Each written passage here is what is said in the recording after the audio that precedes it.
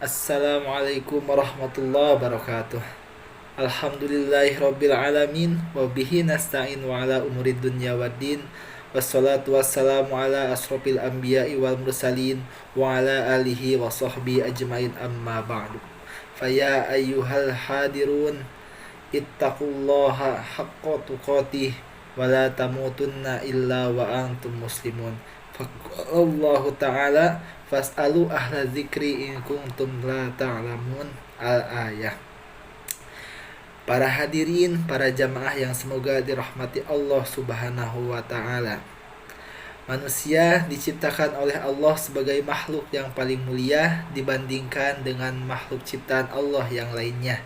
Hal ini terbukti dalam firman Allah Subhanahu wa Ta'ala dalam Al-Qur'annya. Beliau berfirman, "Walaqad karramna bani adama wa hamalnahum fil barri wal bahr wa razaqnahum minat thayyibat wa faddalnahum ala katsirin mimman khalaqna tabdila."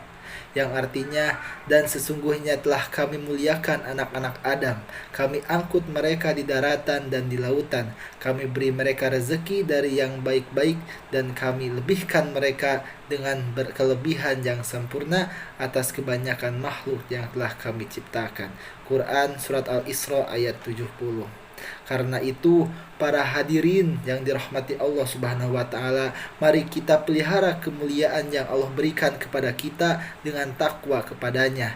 Allah berfirman, "Inna akramakum indallahi atqakum innallaha alimun khabir." Yang artinya, sesungguhnya orang yang paling mulia di antara kamu di sisi Allah ialah orang yang paling takwa di antara kamu. Sesungguhnya Allah Maha mengetahui lagi Maha mengenal. Quran Surat Al-Hujurat ayat 13.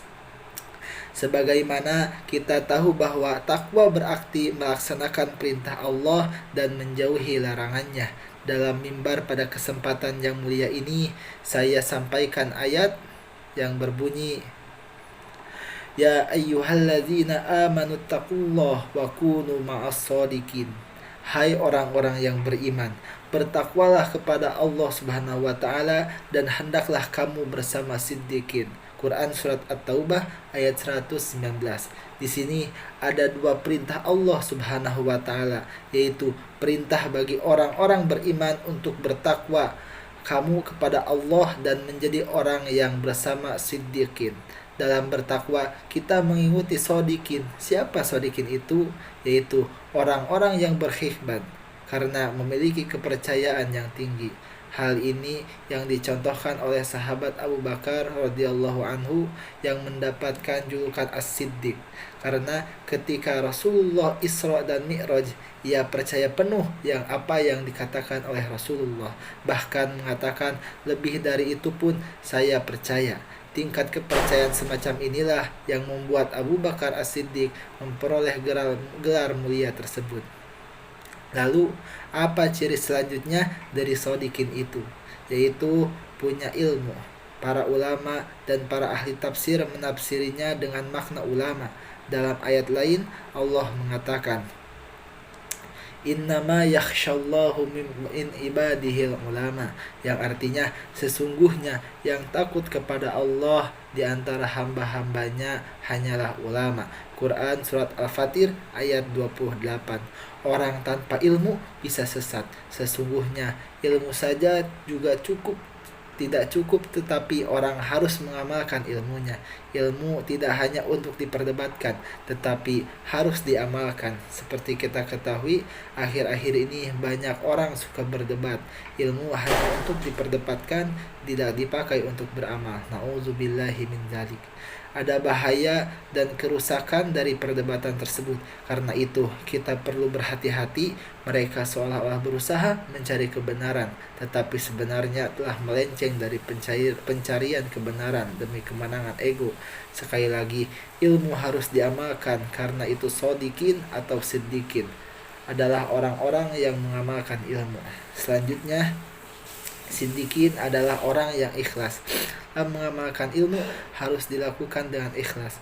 Allah Subhanahu wa Ta'ala memerintahkan kita untuk menyembahnya dengan ikhlas, sebagaimana yang terdapat dalam firman-Nya yang berbunyi A'udzubillahi minasyaitonirrajim wa ma umiru illa liya'budullaha mukhlishina lahuddin, yang artinya padahal mereka telah tidak disuruh kecuali supaya menyembah Allah dengan memurnikan ketaatan kepadanya.